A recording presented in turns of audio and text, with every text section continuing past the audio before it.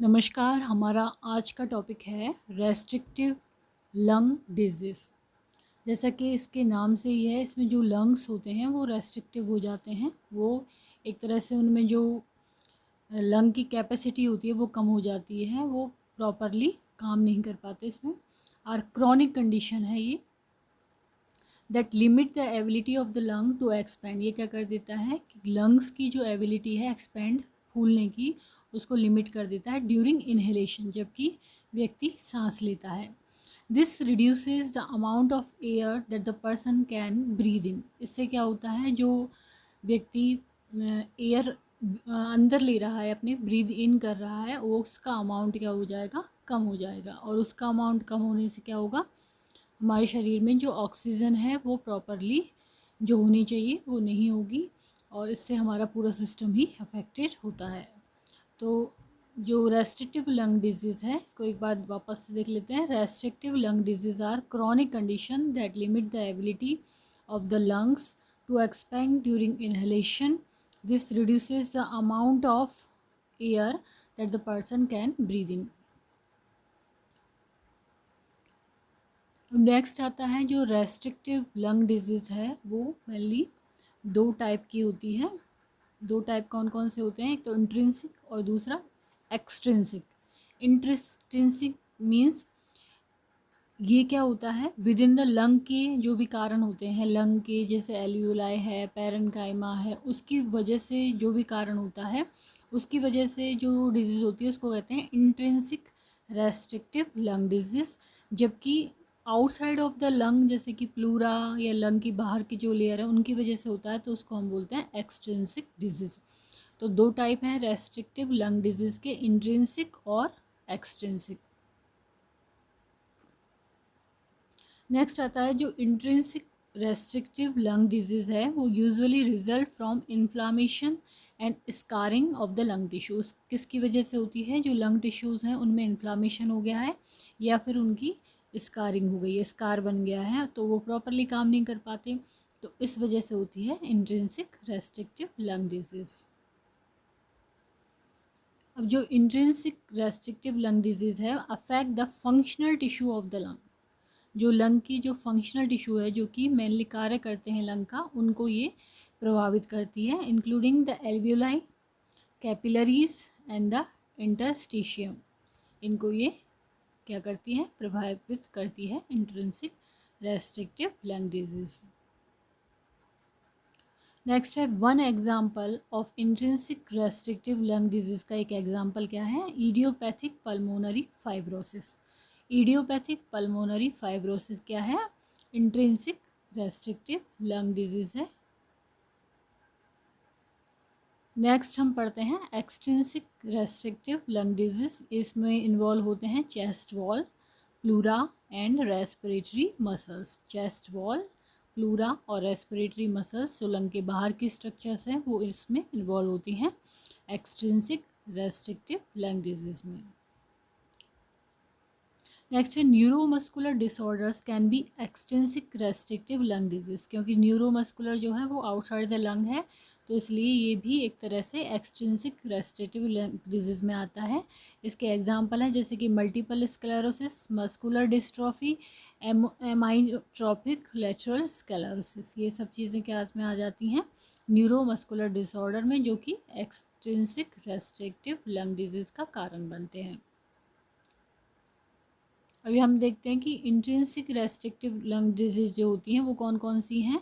Pneumoconiosis, acute respiratory distress syndrome ARDS, eosinophilic pneumonia, tuberculosis, sarcoidosis, pulmonary fibrosis and idiopathic pulmonary fibrosis, lobectomy and pneumonectomy and pneumonia. ये सब चीज़ें किस में आ जाती हैं, इंट्रिंसिक रेस्ट्रिक्टिव डिसऑर्डर में। एक बार वापस से देख लेते हैं। न्यूमोकोनियोसिस, ARDS, एसोफेनिक pneumonia, tuberculosis, sarcoidosis, pulmonary fibrosis and idiopathic pulmonary fibrosis, lobectomy, pneumonectomy and pneumonia.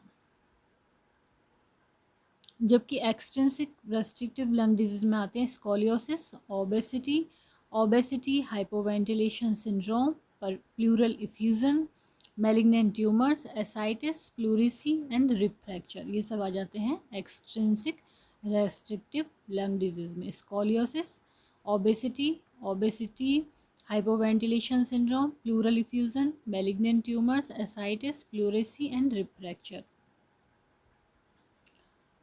अब हम जानेंगे इसके सिम्टम्स, लक्षण क्या होते हैं बीमारी के। शॉर्टनेस ऑफ ब्रेथ, सांस सही ढंग से आनी कम आती है। स्पेशली विद एक्सर्शन, जब उसको बाहर निकालता है व्यक्ति, सांस को एग्जर्शन करता है या ब्रीद इन करता है या ब्रीद आउट करता है, एग्जर्शन मीन्स कुछ मेहनत का काम करता है, उस वक्त उसको शॉर्टनेस ऑफ ब्रेथ फील होती है। And ability to get enough breath, inability to get enough breath, वो ऐसा महसूस करता है कि वो प्रॉपरली ब्रेथ नहीं ले पा रहा है, श्वास नहीं ले पा रहा है। ए लॉन्ग टर्म कफ, बहुत टाइम तक कफ रहना। गास्पिंग फॉर ब्रीथ, ब्रीथ की एकदम से श्वास ऐसा लगता है कि उसको नहीं आ रही है और वो सांस लेने की कोशिश करता है। Fatigue which can be extreme, बहुत ज़्यादा थकान महसूस होना। डिप्रेशन, एंजाइटी, तो ये सारे सिम्टम्स होते हैं रेस्ट्रिक्टिव लंग डिजीज़ के। वापस से देख लेते हैं। Shortness of breath, especially with exertion, and ability to get enough breath, a long-term cough, gasping for breath, fatigue which can be extreme, depression and anxiety. Next हम पढ़ते हैं इसकी डायग्नोसिस के बारे में। तो इसमें मेनली जो डायग्नोसिस होता है, टेस्ट करते हैं, वो पल्मोनरी फंक्शन टेस्ट होता है, पीएफटी। ये नॉन इन्वेजिव टेस्ट होता है और इसके द्वारा lung volume, capacity, rates of flow and gas exchange, जो गैस एक्सचेंज हो रहा है उसकी रेट ऑफ फ्लो क्या है, लंग का वॉल्यूम क्या है, कैपेसिटी है, ये सब चीज़ें हमें पीएफटी से पता चलती हैं और ये इसके लिए एक इम्पॉर्टेंट टेस्ट है। Next, an important part of A PFT involves measuring total lung capacity. अब पीएफटी में भी, पल्मोनरी फंक्शन टेस्ट में भी, जो टोटल लंग कैपेसिटी है वो सबसे इम्पॉर्टेंट है, the gold standard for diagnosing restrictive lung disease. तो यदि हम, ये हमारे क्वेश्चन आए कि यदि रेस्ट्रिक्टिव लंग डिजीज़ का गोल्ड स्टैंडर्ड डायग्नोसिस क्या होगा, तो वो होगा टोटल लंग कैपेसिटी का जांच करना, किसमें, पीएफटी में। इसके अलावा हम टेस्ट करेंगे forced vital capacity, FVC test, forced expiratory volume in 1 second, FEV1 test, FE1 to FBC ratio test, FEV1 का FBC से रेशो क्या होगा ये देखेंगे, चेस्ट एक्सरे देखेंगे और ब्रोंकोस्कोपी करेंगे। ये टेस्ट हम इसमें करते हैं। तो forced vital capacity, forced expiratory volume in 1 second, FEV1 to FBC ratio test, chest X ray and bronchoscopy. Next आता है इसका ट्रीटमेंट। ट्रीटमेंट में माइकोफिनोलेट, मॉफेटिल, रिटुक्सीमैब, कॉर्टिकोस्टेरॉइड्स होते हैं मेनली इसमें जो ट्रीटमेंट के दौरान।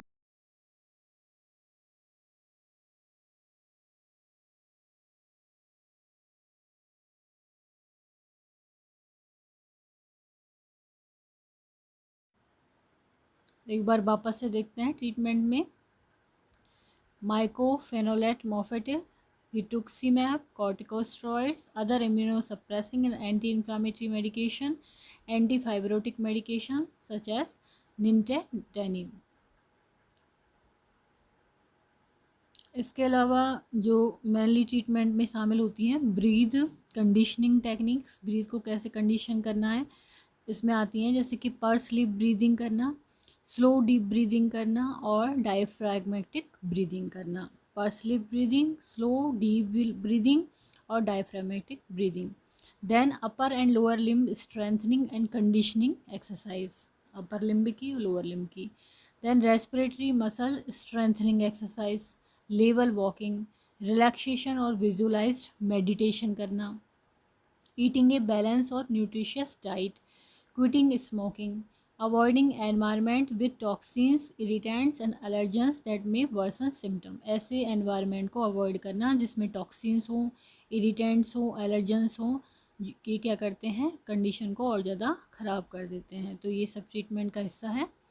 इसमें हम ब्रीथ कंडीशनिंग टेक्निक्स, पर lip breathing, slow deep breathing, diaphragmatic breathing, upper and lower limb strengthening and conditioning exercises, respiratory muscle strengthening exercises, level walking, relaxation or visualized meditation, eating a balanced nutritious diet, quitting smoking, avoiding environments with toxin, irritants and allergens, जिसकी वजह से लक्षण ज़्यादा ख़राब हो जाते हैं। ये सब हम लेंगे इसमें। तो आज का हमारा टॉपिक था रेस्ट्रिक्टिव लंग डिजीज़। यदि ये वीडियो आपको पसंद आता है तो इसको लाइक करें, चैनल को सब्सक्राइब करें, कमेंट करें एंड शेयर करें। Thank you.